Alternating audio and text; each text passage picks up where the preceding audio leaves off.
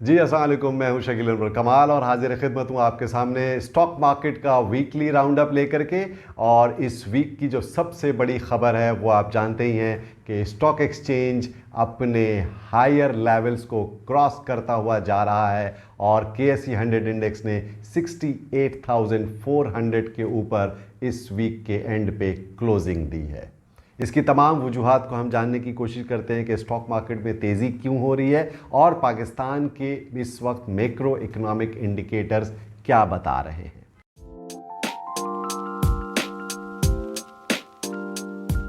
जी, पाकिस्तान की इकॉनमी के अंदर जो CPI इन्फ्लेशन नंबर हैं वो बहुत ही ज़्यादा अहम समझे जाते हैं और पाकिस्तान के अंदर बहुत अरसे के बाद तकरीबन 37 मंथ्स के बाद हमने पहली दफ़ा देखा है कि CPI नंबर्स 20.68% पर आ गए हैं और जबकि पॉलिसी रेट आपका 22% है, तो रियल इंटरेस्ट रेट तकरीबन +1.32% पर आ गया है, which is a very good sign. इसकी बुनियाद पर यह उम्मीद रोशन हो रही है, ये इम्कानात वाज़े हो रहे हैं कि 29 अप्रैल को स्टेट बैंक ऑफ पाकिस्तान की जो MPC है उसमें इंटरेस्ट रेट कम हो सकता है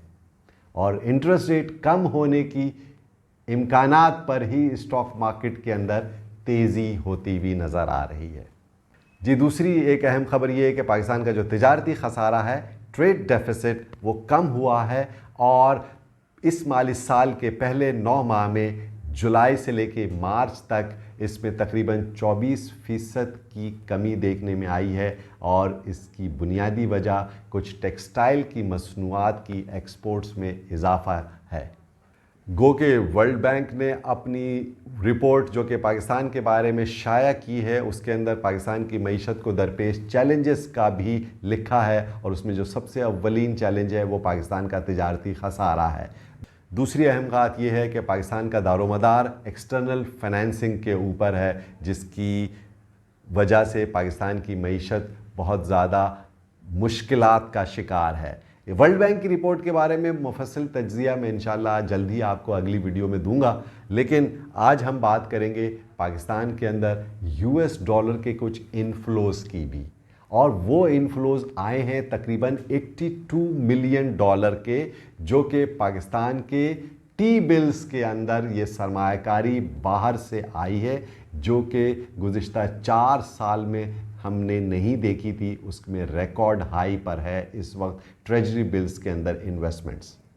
KSE 100 इंडेक्स हमारे अंदाजे के मुताबिक बिल्कुल सही मूव कर रहा है और ऊपर की जानिब जा रहा है और नए हाइज बनाता हुआ जा रहा है और उसकी बुनियादी वजह, जैसा कि मैंने आपको बताया, कि रेट कट की एक्सपेक्टेशन है और फॉरेन इनफ्लोज इन डेट मार्केट्स है। उसके साथ साथ कुछ फॉरेन हैवी बाइंग हमने स्टॉक मार्केट के अंदर पर्टिकुलर सेक्टर्स के अंदर देखी, जिसकी वजह से पिछले हफ्ते सीमेंट सेक्टर और ऑयल एंड गैस सेक्टर के अंदर तेज़ी का रुझान देखने में आया।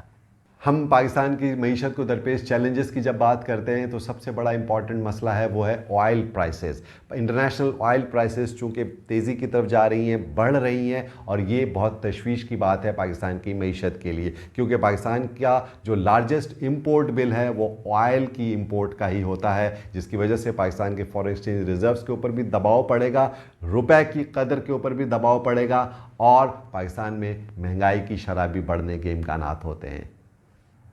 जी, पाकिस्तान का जो 10 साला बॉन्ड है उसकी मैच्योरिटी 2024 की अप्रैल में आ रही है और पाकिस्तान को $1 बिलियन की रीपेमेंट करनी है, जिसकी वजह से पाकिस्तान के फॉरेन एक्सचेंज रिजर्व्स के ऊपर भी दबाव पड़ सकता है।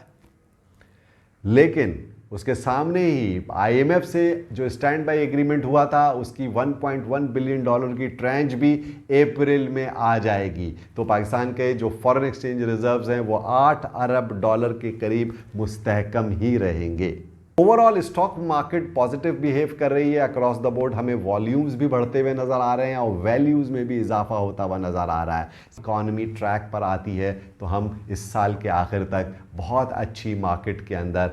इन्वेस्टमेंट्स भी देखेंगे और बहुत अच्छे गेन्स भी एक्सपेक्ट करेंगे। आप सबका बहुत बहुत शुक्रिया।